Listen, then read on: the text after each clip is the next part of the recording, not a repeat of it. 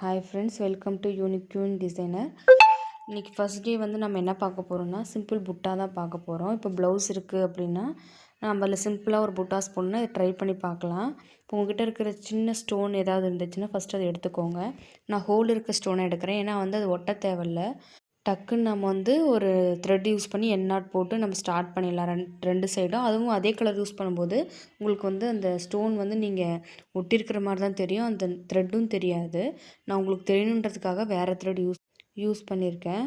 இப்போ நீங்கள் வந்து என்ன பண்ணுறீங்கன்னா சுகர் பீட் வந்து ரெண்டாக லோட் பண்ணுங்கள்.